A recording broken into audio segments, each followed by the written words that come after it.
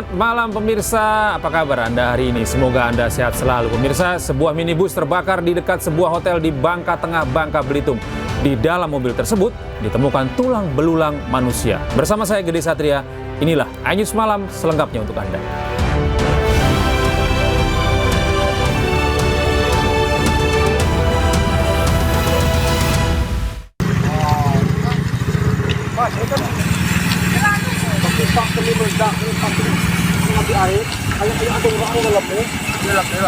Warga di Kabupaten Bangka Tengah, Bangka Belitung digegerkan dengan ledakan sebuah minibus yang terparkir di pinggir jalan.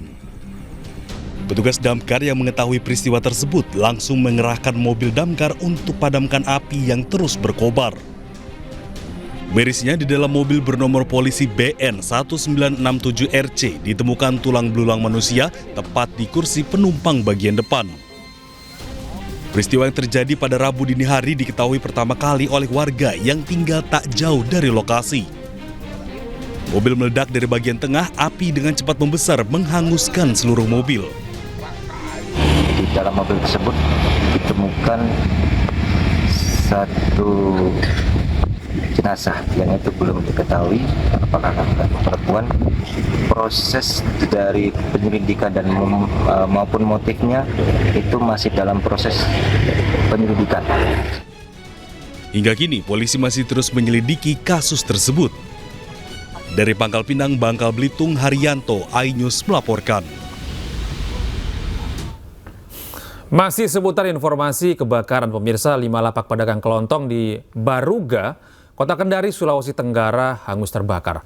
Api ini diduga berasal dari salah satu kios yang ditinggalkan pemiliknya. Kerugian dari kebakaran ini diperkirakan mencapai ratusan juta rupiah. Kebakaran depan lorong Kosgoro. Kebakaran depan lorong Kosgoro. 5 lapak pedagang kelontong di Baruga, Kota Kendari, Sulawesi Tenggara terbakar pada Rabu sore. Api diduga berasal dari salah satu kios yang ditinggalkan pemiliknya. Banyaknya material yang mudah terbakar membuat api dengan cepat membesar dan menyebar ke bangunan lain. Dinas Pemadam Kebakaran Kota Kendari dengan sigap menerjunkan 4 unit armada untuk menjinakkan api. Api berhasil dipadamkan setelah 1 jam kemudian. Polisi masih menyelidiki penyebab kebakaran ini. Dari Kendari, Sulawesi Tenggara, Muhtarudin, iNews melaporkan. Kita menuju Jawa Timur, pemirsa. Kecelakaan lalu lintas hingga mobil terbakar terjadi di Jalan Raya jurusan Trenggalek, Ponorogo, Jawa Timur. Akibatnya mobil ringsek dan terbakar. 2 penumpangnya tewas.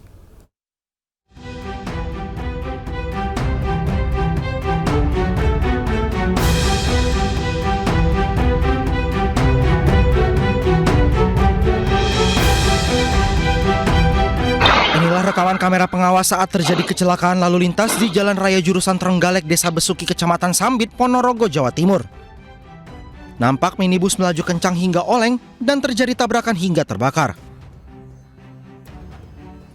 Mobil ringsek dan penumpangnya terjepit bodi kendaraan. 2 penumpang tewas sementara sopirnya luka parah. Diduga kecelakaan ini karena kelalaian sopir yang mengemudi terlalu kencang. Ada kendaraan truk yang dari arah timur ke barat. Ini masih belum teridentifikasi. Akhirnya kendaraan Avanza ini terpelanting ke kiri sehingga menabrak kendaraan truk dengan nopol AG 9447 UO yang terparkir di pinggir jalan. Korban untuk pengemudi masih dalam perawatan di rumah sakit dan untuk penumpang 2 orang meninggal dunia di. Para korban selanjutnya dibawa ke RSUD Harjono, Ponorogo, sementara korban meninggal diserahkan ke keluarganya untuk dimakamkan. Kini kasus kecelakaan lalu lintas ini ditangani Polres Ponorogo. Dari Ponorogo, Jawa Timur, Ahmad Subeki, iNews melaporkan. Beralih ke informasi berikutnya, pemirsa. 2 penonton ditabrak dan diinjak oleh kuda pacu di Kabupaten Sumba Timur, Nusa Tenggara Timur. Kedua korban yang pingsan dibawa dan menjalani perawatan di rumah sakit.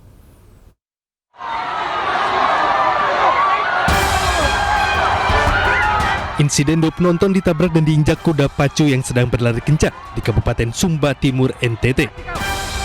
Penonton yang diinjak dan ditabrak kuda pacu dalam salah satu partai final itu berusia belasan tahun dan seorang ibu. Kemudian korban dievakuasi dengan menggunakan ambulan. Kedua korban yang pingsan itu kemudian dibawa dan dijalani perawatan lanjutan di rumah sakit terdekat. Sepanjang 8 hari pelaksanaan, telah terjadi sekitar 40 insiden kecelakaan. Bahkan ada informasi yang beredar di lapangan ada yang meninggal dunia. Hari pertama sejak hari Senin tanggal 16 itu kami jaga, sudah sekitar 40 orang pasien yang kami rawat. Dan kebanyakan joki yang jatuh terkait insiden, kebanyakan karena jatuh dari kuda. Dan ada 5 orang penonton yang kami rawat juga. Kuda tradisional Sumba Timur ini berlangsung sejak 16 Juni lalu. Pacuan kuda tradisional ini diikuti oleh 757 ekor kuda. Dari Sumba Timur, NTT, Dion Umbu Analodu, Ainis melaporkan. Seorang pendaki perempuan asal Kudus terjatuh ke jurang saat mendaki di jalur pegunungan Natas Angin di Desa Rahtawu, Kecamatan Gebok, Kabupaten Kudus, Jawa Tengah. Sulitnya medan tempat terjatuhnya korban mengakibatkan petugas kesulitan untuk melakukan evakuasi. Kecelakaan ini terjadi ketika korban sedang melakukan pendakian di jalur yang cukup terjal dan berbahaya, jalur yang biasa disebut dengan jalur naga. Evakuasi korban pendakian ini sempat terkendala peralatan dan personel. Proses pengangkatan jenazah korban dari titik jatuh ke bibir jurang membutuhkan waktu hingga 3 jam lebih. Dan total proses evakuasi memakan waktu 24 jam. Korban dinyatakan meninggal dunia setelah diperiksa di RSUD Dr. Leok Mono Hadi. Jenazah korban kemudian dibawa ke rumah duka.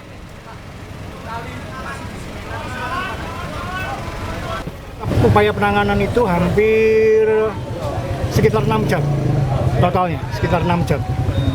Kalau dari kemarin informasi awal untuk penanganan ini secara keseluruhan ya hampir 36 jam. Masih seputar insiden pendakian, pemirsa, pendaki asal Brasil yang terperosok di jurang Gunung Rinjani di Lombok, Nusa Tenggara Barat berhasil dievakuasi.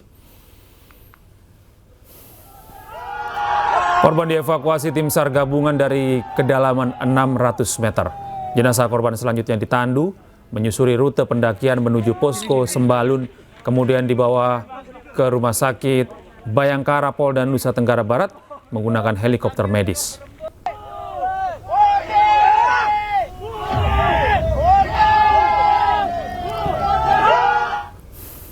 Sementara itu, Kepala Basarnas Marsikal Madya TNI M. Syafi'i mengatakan usai dievakuasi, jasad pendaki asal Brasil ini akan dibawa ke pos dan nantinya akan diarahkan ke RS Polri. Sementara alasan tidak menggunakan pesawat dalam evakuasi karena cuaca yang tidak memungkinkan. Mulai dari jam 6 pagi, sebenarnya korban sudah mulai dilaksanakan evakuasi.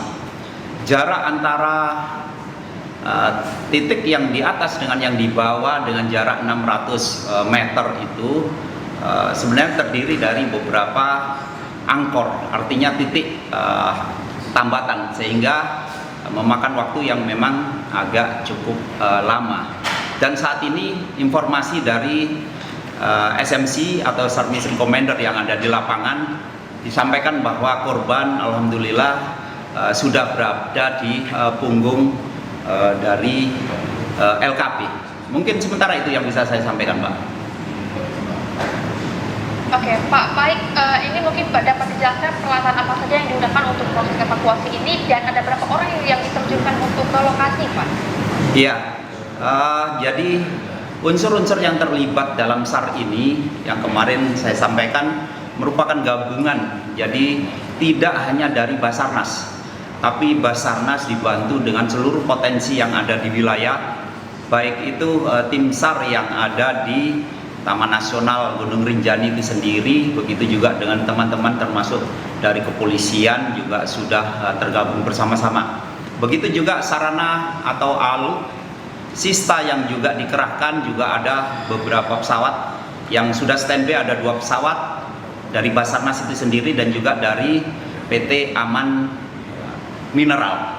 itu yang di standby-kan, namun karena memang kondisi cuaca sehingga penggunaan pesawat memang tidak efektif, dan itu akan kita siagakan untuk melaksanakan evakuasi medis udara, dan mudah-mudahan saat ini sedang dalam perjalanan menuju pos Sembalun, dan nantinya akan kita arahkan ke Rumah Sakit Polri. Mungkin itu, Pak. Pemirsa, Juliana Marins, pendaki asal Brasil yang tewas jatuh di Gunung Rinjani ini berusia 26 tahun dan lahir di kota Rio de Janeiro, namun menetap di kota Niterói yang masuk wilayah metropolitan Rio de Janeiro. Juliana bekerja di sektor kehumasan sebagai publisis. Juliana merupakan lulusan periklanan dan publisitas dari Universitas Federal Rio de Janeiro. Juliana juga seorang penjelajah dan petualang. Ia telah melakukan perjalanan ransel atau backpacker keliling Asia sejak Februari 2025. Negara yang pernah dikunjungi Juliana diantaranya Filipina, Vietnam, dan Thailand sebelum tiba di Indonesia. Juliana mendokumentasikan perjalanannya di media sosialnya.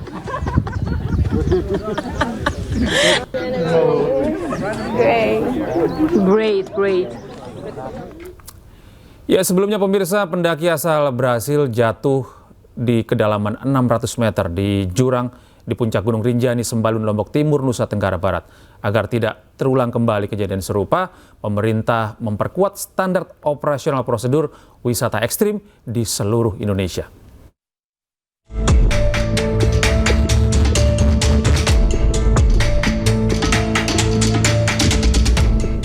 Tim SAR gabungan melakukan evakuasi terhadap Juliana, warga negara Brazil yang terperosok ke jurang di Gunung Rinjani, Lombok, Nusa Tenggara Barat. Tim SAR memastikan bahwa pendaki asal Brazil yang jatuh dari tebing Gunung Rinjani pada Sabtu lalu dipastikan dalam kondisi meninggal dunia. Tim SAR pun telah berhasil menjangkau korban di kedalaman 600 meter dan melakukan tindakan wrapping survivor terhadap korban. Berhasil menjangkau korban pada kedalaman 600 meter yang kita sebut datum point, di mana sebelumnya kita perkirakan korban ada di posisi kedalaman 400 meter, dan ternyata setelah kita bisa menjangkau korban, ternyata ada pergeseran turun ke bawah lagi di kedalaman 600 meter. Selanjutnya dilakukan pemeriksaan terhadap korban dan tidak ditemukan adanya tanda-tanda kehidupan. Sementara itu, Menteri Pariwisata Widianti Putriwardana menyayangkan kejadian ini. Menteri Pariwisata juga meminta penguatan standar operasional prosedur atau SOPD seluruh wisata ekstrim di Indonesia. Perlu kami tegaskan bahwa keselamatan dan keamanan wisatawan adalah prioritas utama dalam mengembangkan pariwisata nasional. Kami telah meminta seluruh instansi terkait untuk memperkuat standar operasional prosedur serta meningkatkan pengawasan terhadap kegiatan wisata berisiko tinggi, khususnya di destinasi ekstrim seperti gunung. Pemerintah targetkan zero accident di seluruh tempat wisata di Indonesia. Juliana Marins, 26 tahun, terperosok ketika mendaki Gunung Rinjani. Posisi korban terdeteksi melalui pantauan udara drone thermal. Selama 3 hari, petugas sempat kesulitan melakukan evakuasi karena medan yang terjal dan cuaca ekstrim. Dari Lombok Timur, Nusa Tenggara Barat, Ramli Nurawang, iNews melaporkan. Pemirsa, lansia yang hilang di Gunung Salak, Taman Sari, Kabupaten Bogor, Jawa Barat ditemukan meninggal dunia. Jasad pendaki berusia 60 tahun itu ditemukan di tepian jurang setinggi 120 meter.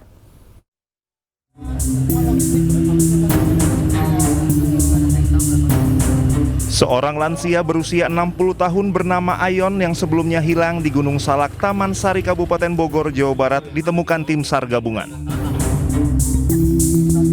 Warga Ciapus, Kabupaten Bogor ini ditemukan meninggal dunia di tepian jurang setinggi 120 meter. Tim SAR gabungan berupaya mengevakuasi korban hari ini. Petugas sempat kesulitan mengevakuasi lantaran jasad korban berada dalam kemiringan 80 derajat. Sebelumnya korban dinyatakan hilang di Taman Nasional Gunung Salak pada Minggu pagi lalu. Menurut petugas, awalnya korban hiking di sekitar Gunung Salak bersama 2 rekannya. Korban dan 2 rekannya diketahui telah terbiasa mendaki Gunung Salak. Ketiganya kemudian terpisah dan rekannya berupaya mencari korban hingga malam hari, namun tidak ditemukan. Dari Kabupaten Bogor, Jawa Barat, Wildan Hidayat, iNews melaporkan.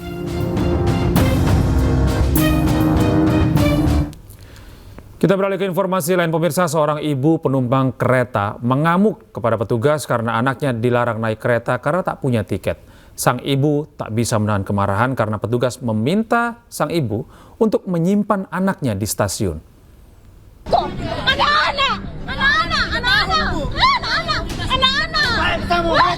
Apa? Anak-anak ini. Saya bayar kok. 100.000 saya bayar. Ibu muda asal Kabupaten Pangkep, Sulawesi Selatan mengamuk tak terima dengan perlakuan petugas KAI di stasiun Mandai, Maros. Gara-gara anak balitanya yang berusia 2 tahun dilarang naik kereta karena tidak memiliki tiket. Orang tua yang sebenarnya sudah bersedia membeli namun tiket habis terjual.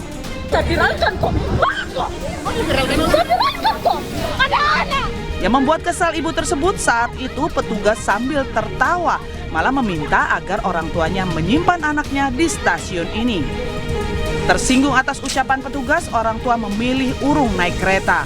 Nah, anak ini kan kalau disimpan, bagaimana kira-kira Pak kalau anak bapak disimpan di situ, terus kita pergi secara gerombolan ini, terus anak-anak kita yang di bawah umur disimpan di sendiri. Terus kita berangkat, kira-kira di mana hati nurani kita sebagai orang tua? Itu yang saya tidak terima.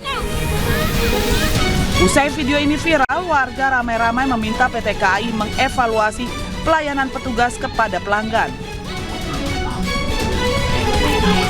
Pemirsa, tim gabungan dari Ditipit Narkoba Bareskrim Polri berhasil membongkar ladang ganja seluas 25 hektar di hutan Butong, Kabupaten Nagan Raya, Aceh.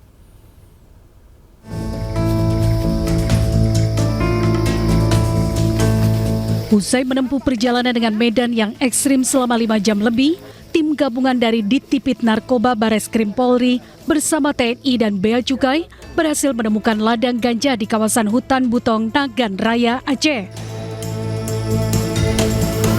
Operasi yang berlangsung selama 12 hari ini, petugas menemukan 8 titik ladang ganja yang tersebar di beberapa tempat dengan luas mencapai 25 hektar. Tanaman ganja yang ditemukan dengan ketinggian mencapai 2 meter ini dimusnahkan dengan cara dibakar.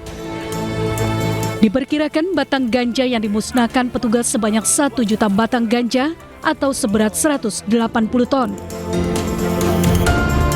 Hari ini kita melakukan operasi pengungkapan kasus 8 titik ladang ganja dengan luas 25 hektar. Ini operasi yang cukup panjang karena menemukan titik-titik ladang ini cukup sulit.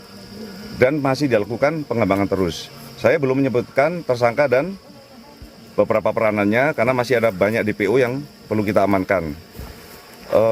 Sampai saat ini kita sudah menjalankan kegiatan selama hampir 12 hari. Pengungkapan kasus ini sudah dimulai sejak 25 Mei yang lalu. Bareskrim Polri telah mengamankan 2 orang tersangka dan 2 orang lainnya masih buron. Dari Kabupaten Nagan Raya, Aceh, Afsa, iNews melaporkan. 48 warga negara Indonesia yang dievakuasi dari Iran tahap 2 tiba di tanah air. Kami hadirkan informasinya usai jeda.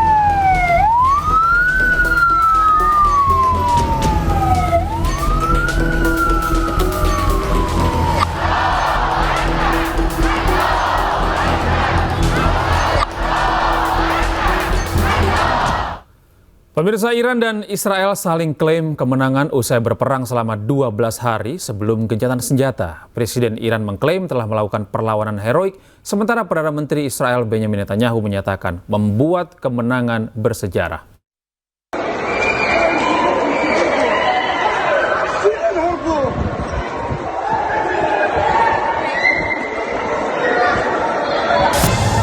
Serangan Iran ke pangkalan militer Amerika Serikat di Qatar menandai berakhirnya perang antara Iran-Israel yang telah berlangsung selama 12 hari. Meski ada campur tangan Amerika Serikat, namun Iran dan Israel saling mengklaim kemenangan pasca perang yang berlangsung selama 12 hari tersebut.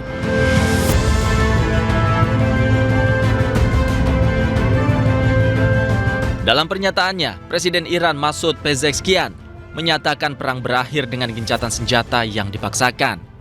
Menurut Pezeshkian, pihaknya telah melakukan perlawanan heroik. Pejabat Iran juga mengklaim kemenangan dalam perang dan menekankan Israel dan Amerika Serikat meminta gencatan senjata tanpa mencapai tujuan mereka, yakni membongkar program nuklir Iran. ב-12 הימים של מבצע עם כלבי השגנו ניצחון היסטורי, והניצחון הזה יעמוד לדורות. הסרנו מעלינו שני איומים קיומיים מיידיים, איום ההשמדה בפצצות גרעין ואיום ההשמדה ב-20,000 טילים בליסטיים. אם לא היינו פועלים עכשיו, מדינת ישראל הייתה עומדת בקרוב בפני סכנת השמדה. אבל זה לא קרה, כי ברגע המכריע קמנו כלבי, נעמדנו כארי, והשאגה שלנו הרעידה את טהרן והידדה בכל העולם. Seakan tak mau kalah, Perdana Menteri Israel Benjamin Netanyahu juga mengklaim kemenangan Israel dalam perang 12 hari. Netanyahu menyatakan membuat kemenangan bersejarah dan Israel telah singkirkan ancaman bom nuklir milik Iran. Gencatan senjata ini dilakukan usai Iran dan Israel terlibat perang selama 12 hari. Perang ini juga diikuti oleh campur tangan Amerika Serikat yang menyerang 3 kota di Iran. Sementara itu, warga Iran berkumpul di lapangan Atora di Teheran untuk merayakan kemenangan setelah gencatan senjata Iran-Israel.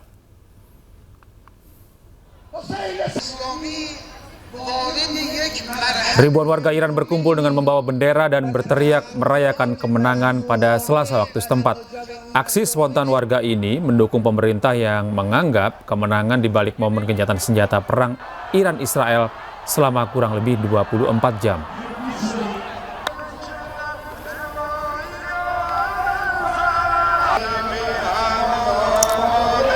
Sementara itu, pemirsa, 48 warga negara Indonesia yang dievakuasi dari Iran tahap 2 tiba di tanah air. WNI yang tiba kali ini berasal dari Jakarta, Banten, Sulawesi Barat, hingga Kalimantan Timur. 48 WNI yang dievakuasi dari Iran tiba di Bandara Soekarno-Hatta, Tangerang, Banten. Puluhan WNI ini sebelumnya dievakuasi ke Baku, Azerbaijan, menyusul eskalasi konflik yang semakin meningkat di Timur Tengah. Sebelumnya pada evakuasi tahap awal, sebanyak 11 WNI tiba di Indonesia pada Selasa kemarin.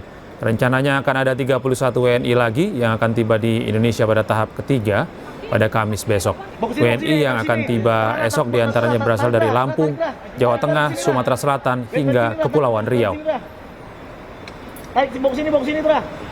Ya, 60 evakui dan kita sedang menunggu sisa 37 lainnya yang saat ini masih ada di Baku untuk penerbangan menuju ke Indonesia. Ya, baik menggunakan negara transit di Turki maupun di Doha.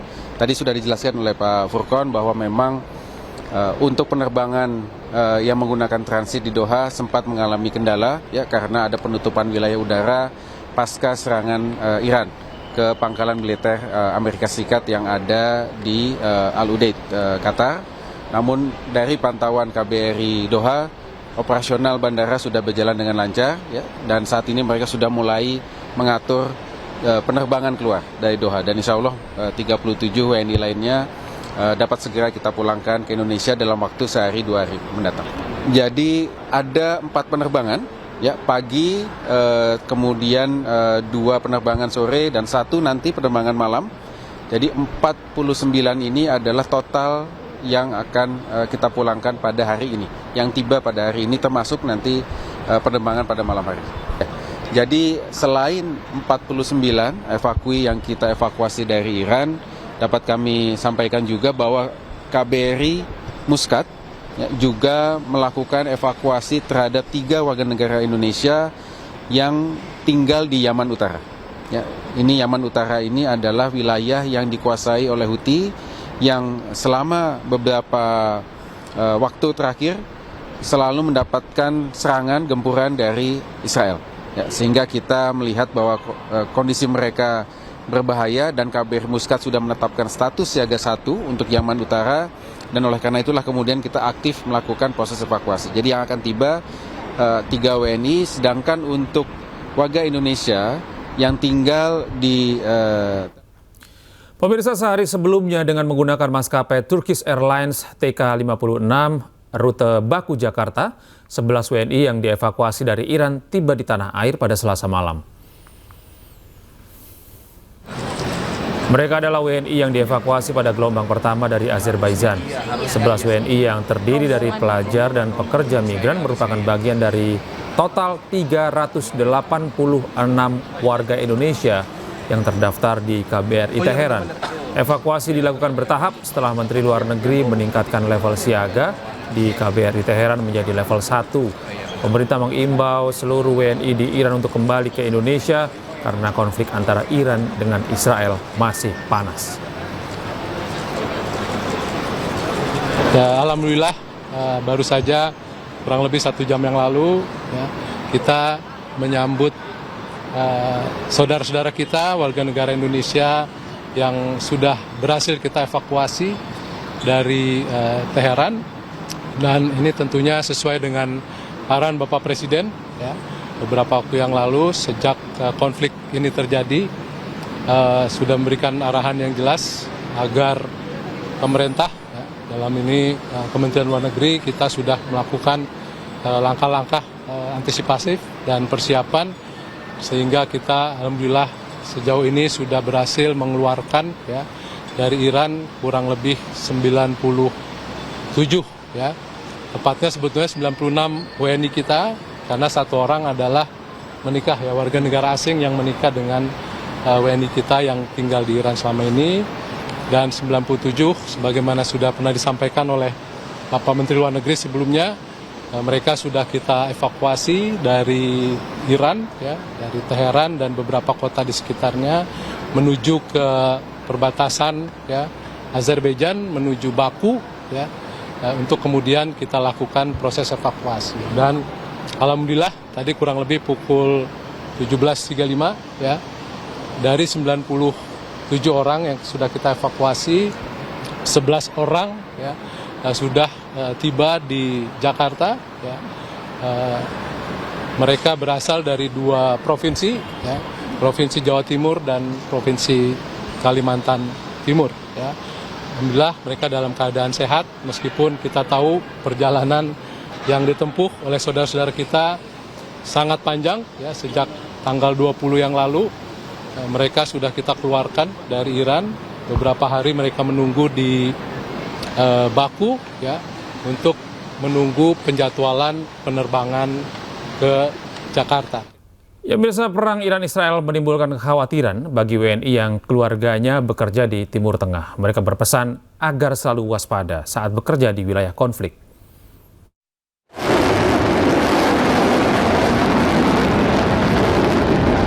Konflik di Timur Tengah antara Iran dan Israel memicu kekhawatiran bagi warga Indonesia yang keluarganya bekerja di kawasan tersebut. Seperti yang dialami Mardiono, warga Jember yang memiliki keluarga bekerja di kawasan Timur Tengah seperti Arab Saudi dan Yordania. Kepada keluarga, Mardiono berpesan agar selalu waspada dan menghubungi KBRI. Teman-teman di sana untuk berhati-hati, selalu koordinasi dengan KBRI atau KJRI di negara tersebut. Sementara Dinas Tenaga Kerja Jember menyatakan ada puluhan warga Jember yang bekerja di Arab Saudi. Namun menurut Kepala Dinas Tenaga Kerja setempat, tidak ada warga Jember yang bekerja di kawasan Iran Israel. Dari Jember, Jawa Timur, Bambang Sugiarto, iNews melaporkan.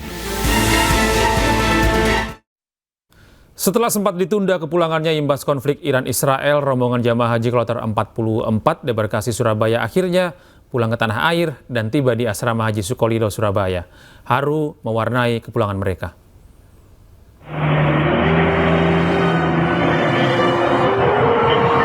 Bus yang membawa rombongan jemaah haji kloter 44 tiba dengan selamat di asrama haji Sukolilo, Surabaya, Jawa Timur. Haru bahagia pun mewarnai kepulangan mereka. Perasaan takut dan was-was masih menyelimuti para jemaah haji. Pasalnya ratusan jemaah haji kloter 44 ditunda kepulangannya ke tanah air menyusul konflik Iran-Israel. Alhamdulillah semua sangat lancar. panik ya Bu ya kemarin. Ya semua lancar. Bu, ini tadi penerbangan yang ini tadi sempat masih ada rasa khawatir Bu. Betul. Semua lancar semua. Ya jelas was-was sedikit aja. Semuanya dijalani apa adanya. Di tanah air bahagia, bersyukur, sujud syukur. Usai menjalani pembekalan sebanyak 376 orang jemaah haji, kloter 44 ini dipulangkan ke daerah masing-masing. Sementara kloter 43 debarkasi Surabaya yang juga mengalami penundaan kepulangan dijadwalkan pulang ke tanah air pada Kamis malam besok. Dari Surabaya, Jawa Timur, Yuda Prawira, iNews melaporkan.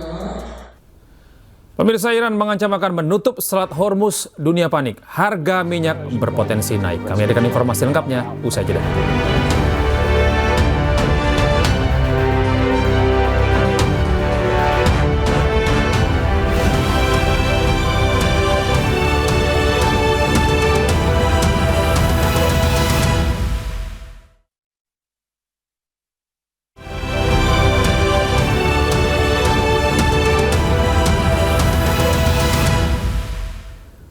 Terima kasih Anda masih bersama kami di iNews Malam. Pemirsa, Selat Hormuz menjadi sorotan utama dalam perdagangan energi global. Padahal jalur perairannya ini cukup sempit. Iran mengancam akan menutup Selat Hormuz akibat campur tangan Amerika Serikat yang ikut menyerang Iran. Penutupan jalur distribusi minyak dunia ini diduga akan berdampak pada harga minyak dunia. Dan kini kita lihat bagaimana letak geografis dari Selat Hormuz. Selat Hormuz ini adalah urat nadi pengiriman minyak mentah dari negara-negara Teluk ke seluruh dunia. Namun Selat Hormuz juga menjadi titik rawan karena ketegangan politik yang sangat tinggi di kawasan ini. Dan pemirsa, kita lihat Selat Hormuz ini berada di jalur yang cukup sempit, terletak di antara ada Iran, ada Uni Emirat Arab dan juga ada Oman. Ya, dan ketiga negara ini menjadi pemegang otoritas secara geografis. Dan jika penutupan Selat Hormuz ini benar-benar terjadi, maka akan sangat berdampak signifikan terhadap harga minyak dunia dan juga perekonomian global. Kenapa meningkat? Karena dengan ditutupnya Selat Hormuz ini, maka perjalanan pengiriman minyak yang seharusnya dapat lebih cepat, maka akan pengiriman ini dilakukan dengan cara yang berbeda dan rute yang berbeda, sehingga waktu pengiriman akan lebih lama dan biayanya menjadi lebih besar. Kondisi ini tentu saja akan berpotensi mengganggu pasokan minyak global, bahkan diprediksi dapat menyebabkan kelangkaan energi di berbagai negara. Dan pemirsa, jika dilihat lebih detail lagi, mengapa Selat Hormuz begitu penting untuk perdagangan energi global? Ya, Selat Hormuz ini pertama adalah menjadi jalur utama lalu lintas pasokan minyak dunia. Karena memang Selat Hormuz menjadi satu-satunya jalur kirim minyak bumi keluar dari Teluk Persia ke Laut Lepas dari negara-negara penghasil minyak utama di Timur Tengah seperti Iran, Arab Saudi, Irak, Kuwait, Bahrain, dan Qatar hingga Uni Emirat Arab menuju negara-negara Asia, diantaranya Tiongkok, India, Jepang, dan Korea, termasuk ke pasar-pasar besar. Ternyata diantaranya adalah sejumlah negara di Eropa. Dan karena celah yang sangat sempit ini, Selat Hormuz ini hanya bisa dilalui dengan 2 jalur pelayaran yang masing-masing hanya menempuh 3,7 km.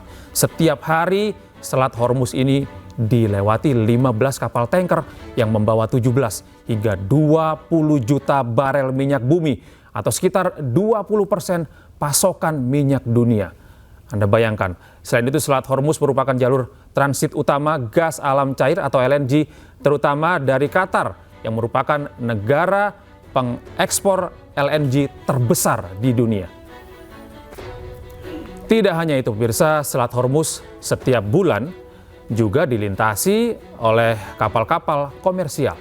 Dan inilah yang menyebabkan Selat Hormuz menjadi salah satu titik penting dalam peperangan antara Iran dan Israel. Kini kita beralih ke informasi berikutnya pemirsa. Meskipun serangan mereda, Presiden Prancis Emmanuel Macron memperingatkan bahwa gencatan senjata Israel-Iran masih sangat rapuh dan meminta kedua negara untuk sepenuhnya menghormati gencatan senjata. Où le Grand Nord redevient un théâtre d'influence, d'interférence, de contestation entre puissances. La Norvège joue un rôle tout particulier. En effet, 10 jours après le déplacement que j'ai pu faire au Groenland avec la première ministre du Danemark, je souhaitais être là pour redire la volonté de la France d'être aux côtés de ses grands alliés européens pour maintenir leur souveraineté, leur indépendance et pour participer aux opérations de sécurité collective dans la région. Notre marine y joue tout son rôle et la présence ici de la Normandie, de son équipage, et je les en remercie. Sementara itu di Palestina, pemirsa, 20 warga Gaza tewas setelah tentara Israel melepaskan tembakan saat warga menunggu bantuan kemanusiaan. Tentara Israel menargetkan warga sipil Palestina yang kelaparan. Korban yang berusaha mendapatkan makanan tewas ditembaki tentara Israel, sementara lebih dari 200 lainnya terluka. Tentara Israel menembaki warga sipil saat menunggu di dekat titik distribusi bantuan di koridor Netzarim, Gaza Tengah. Sementara Rumah Sakit Al-Auda mengonfirmasi bahwa mereka telah menerima 146 orang yang terluka, termasuk 62 orang yang kritis akibat tembakan Israel di titik distribusi bantuan di Gaza Tengah. Mengutip dari Al Jazeera, pemirsa, selama 12 hari terakhir sudah ada 870 warga Gaza tewas akibat kekejaman Israel. Tentara Israel telah melancarkan serangan brutal terhadap Gaza sejak Oktober 2023 dan menewaskan hampir 56.000 warga Palestina. Kebanyakan dari mereka adalah wanita dan anak-anak.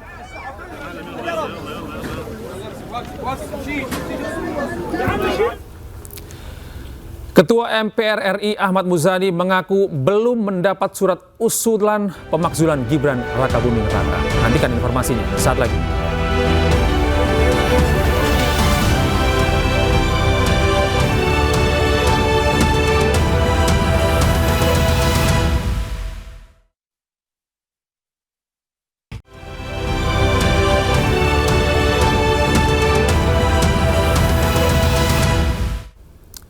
Terima kasih Anda masih bersama kami di Anyus Malam pemirsa. MNC Group menggelar acara MNC Media Connect di Royal Glass House Park Hyatt, Jakarta.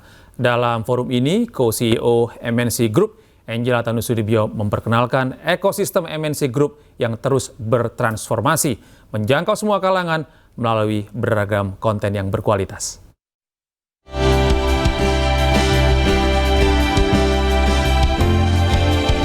Bertajuk Total Campaign, Total Reach, Total Impact, MNC Group menggelar acara Media Connect di Hotel Park Hyatt, Jakarta. Acara dihadiri Eksekutif Chairman MNC Group Hari Tanusudibio, Eksekutif Chairwoman MNC Group Liliana Tanusudibio, Co-CEO MNC Group Angela Tanusudibio, hingga para investor dan tamu undangan. Di forum kali ini, Co-CEO MNC Group Angela Tanusudibio memaparkan terkait ekosistem MNC Group yang terus berinovasi untuk menjangkau semua kalangan lewat beragam konten yang terintegrasi di semua platform. Pada intinya, kami menekankan betapa pentingnya konten. Ya, konten yang bisa, yang baik bagi seluruh platform, baik non-digital, the traditional, TV, dan juga PTV, maupun digital, OTT sampai dengan social media. Connecting the dots. Yang kita lakukan hari ini, bagaimana kita bisa connecting the dots between all platforms. Makanya kita sebut di sini sebagai seamless connected multi-platform. Ini sebetulnya adalah inovasi dari Pak Hari sendiri. Kita sudah patenkan, Bapak Ibu sekalian. Jadi contohnya, kalau Bapak Ibu nonton FTA kita, RCTI, MNC TV, GTV, iNews, Bapak Ibu lihat di kanan bawah ada QR code. Bapak scan, apa yang terjadi? Itu akan membawa Bapak Ibu ke RCTI Plus. Rangkaian acara ini juga hadirkan talk show dari pemateri ahli industri media dan pemasaran yang membahas seputar dunia pertelevisian dan konten yang diproduksi untuk menjawab tantangan di masa yang akan datang. Dari Jakarta, Esra Ambarita, Fakih Satrio, Damar Wicaksono, iNews melaporkan.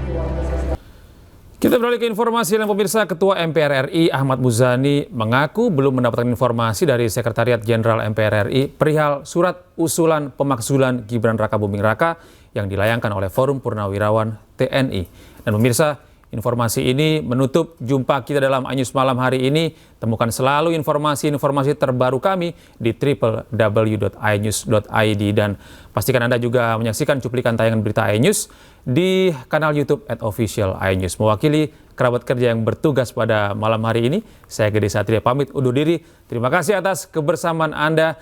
Tetap sehat, tetap semangat, dan sampai jumpa.